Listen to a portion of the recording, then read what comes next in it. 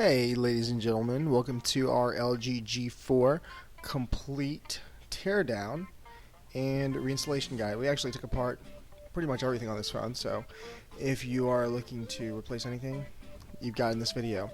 First thing you want to do anytime you do a repair, power off your phone, remove the battery backdoor cover next on your LG G4, and remove the battery. Obviously if you have a micro SD card or a SIM card in there, remove those as well. And then we are going to use our micro Phillips 00 screwdriver to remove the screws on the back of the phone. We carry this, it's an iFixit toolkit. We've partnered up with them to carry their full toolkits, and we also have a little bit more basic toolkit on our website. The links are in the description below. You can use any of those toolkits to do this repair. But really for this repair, the tools you're going to need are going to be a micro Phillips 00 screwdriver.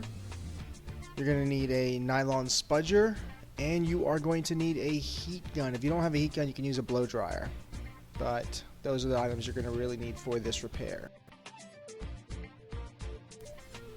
Additionally, I would recommend using our iSesamo tool. We only carry that genuine iSesamo on our website.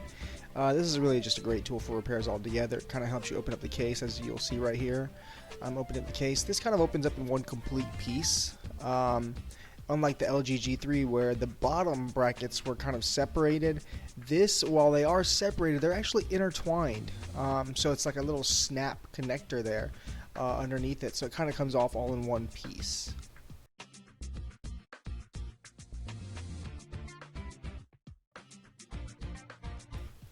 Alright, with that removed, I'm going to show you what all these cables are and everything. Alright, your bottom cable right here that I'm going to point out to, that's the actual LCD Digitizer Connector. That's what we're replacing. At the very top, that's your front camera. The middle is your rear camera. And anytime you touch any part of the phone, you want to use your Nylon Spudger. You never want to use your iSesamo or metal on the actual board because, you never know, there could be electrostatic shock. So anyhow, that was me disconnecting the front camera. Doing that right now.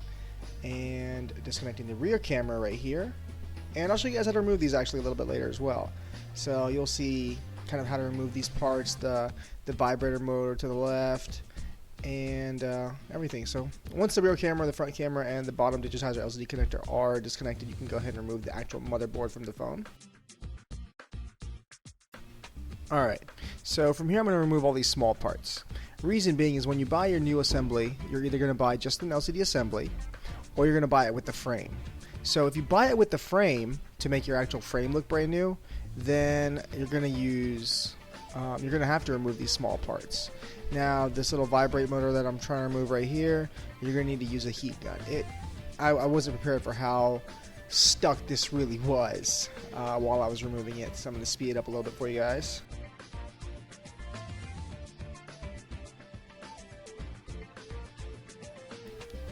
Alright, we finally got it off. I'm going to heat up the rear camera as well as the microphone ear speaker. This right here is just the loudspeaker connector.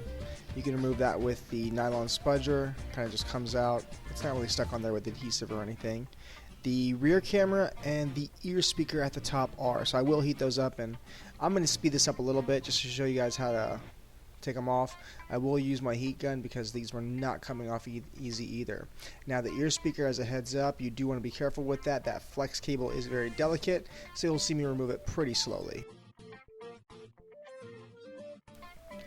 Trying to zoom in on it for you guys. Sorry that I didn't get the clearest view, but you will want to be careful here. You don't want to rip it, obviously. I mean, if you do rip it, you'll be able to find replacement parts for it. We're going to try and get them on our website as well.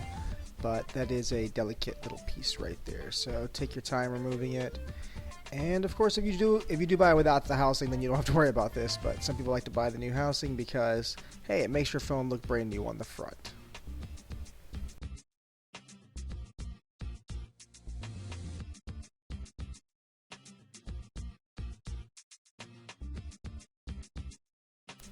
Alright, so you want to transfer over that sticker that I just pointed to your new phone, and then what I'm disconnecting right here is the actual LCD Digitizer flex cable. You'll see that little gold tape over it.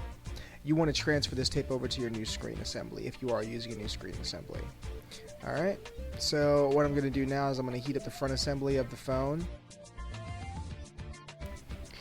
If you do have a heat gun, use that obviously, but if you don't, you can use a blow dryer. If you have an automatic adjustable temperature heat gun, set it to about 180 to 220 degrees Fahrenheit. Now, once again, the front of my screen is extremely, well, it's just brand new, so I'm going to be extremely careful with it, excuse me. I don't want to break the LCD, so I'm going to take my time. If your glass is broken, obviously you can manhandle it a little bit more, but you can see me struggle with it a little bit just because I don't want to break this LCD. So I'm going to use my iSesamo tool. If you don't have that, you can use like a flathead kind of knife, putty knife to get in there. But I'm going to use my iSesamo tool, and as soon as you're actually able to get in here with your tool, then it makes the repair a lot easier. This is really just the hard part, kind of separating the glass from the frame. So once I'm in there, you'll see I'll use my little plastic playing card, and it kind of just slides off a lot easier once that's done. Alright, you gotta heat it up quite a bit, obviously, to get it all loose. You don't need to take your time as much as I did, obviously, if your LCD is broken, but I did take my time because I didn't want to have to go and get a brand new LCD. Honestly, even when I took this apart, I wasn't sure whether or not I broke the LCD or not, but I guess you guys are going to find out when I'm done, because I'm going to try to power up the phone, and it'll be a surprise to see if I broke it or if I didn't break it. Alright, so the LCD is finally off of the frame housing. Now, if you buy the LCD assembly like the one on the left rather than with the whole housing, we carry both versions on our website, by the way, but if you buy the one on the left, then you are going to want to use some adhesive tape to reapply your screen to the assembly. So I'm going to show you guys some double-sided adhesive tape that we do carry. It kind of goes all the way around the sides and everything, and I will show you guys how to install it as well. Alright, so this is our double-sided adhesive right here. We carry it on our website. There's a link to it in the description below. It might have the entire center actually adhesive as well. If it is, you don't want to use the center. You really just want to use the top, sides, and bottom. It's double-sided. Remove the first side, obviously.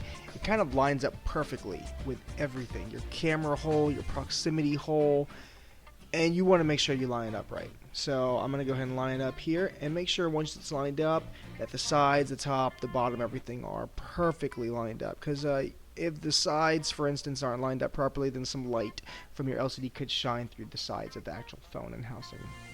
And I'm going to remove it here. And once again, be careful removing it because obviously the tape can come up a little bit. You don't want it to come up, so take your time doing that.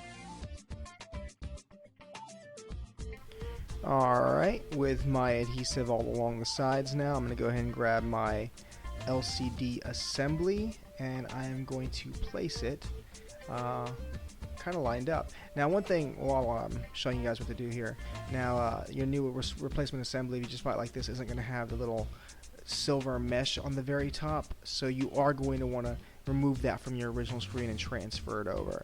But go ahead and pull the little LCD flex cable through the bottom, make sure it's lined up properly, make sure the top is lined up properly, and go ahead and place your screen flat. Kind of push it down, make sure that all the remnant glass isn't there, it's gone, because you don't want to crack your LCD.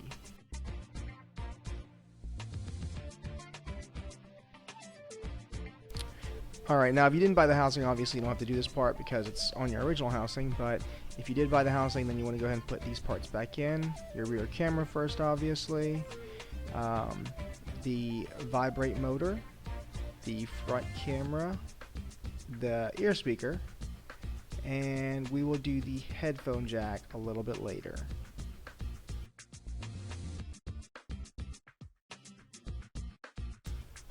Alright, so let's go ahead and kind of place our LCD Digitizer Flex back down. You'll see these little holes right here. I'm going to try and zoom in as much as I can for you guys. Make sure these line up and the flex cable is properly aligned. You don't want it misaligned. I mean, you could end up having a faded LCD, a broken LCD this way. Get it aligned properly the first time. Alright, so once you've seen those two little holes line up, go ahead and grab your logic board. Pull the camera flex cables through properly so that it's not under the logic board, obviously, and go ahead and pop those back in. Alright, once those are popped in, you can go ahead and pop in your LCD Digitizer connection right here, and now we can go ahead and put our bracket back onto the phone as well as our little headphone jack right here. Once our headphone jack is in, now that needs to pop in a little bit, so you'll hear a little snap. Don't worry too much, it's not going to break the board. Now we'll go ahead and grab our bracket, and we will screw it all back in.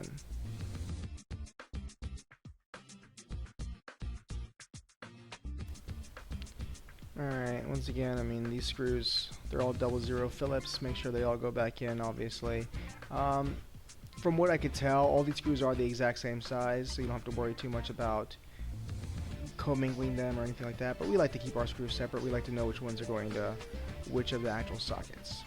So anyhow, once all your screws are in their proper places, go ahead and grab your SIM card and micro SD card if you have one. Put them in their spots, put the battery in, and let's power up this phone. Once again, I don't know if I broke this LCD or not, so I'm kind of hoping right here that it does in fact power up.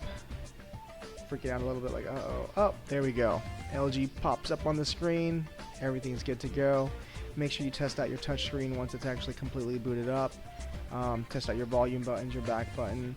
You'll see how I kind of test it. As soon as it boots up and a slide down lock, and you want to move your finger left and right, this is the cheaper toolkit we carry on our website. It includes that Nylon Spudger. It's like $6 on our website. So that's more than enough what you need. I mean, if you want to grab the iSesamo, you can as well. That's another $6-7. And of course the screens, we have them with the adhesive. So here's how I test out the screen once it's booted up. Just move your finger left and right, and everything looks good. So once again, check us out on our website, enjoygadgets.com. You can buy all the parts and tools there. Thanks, guys.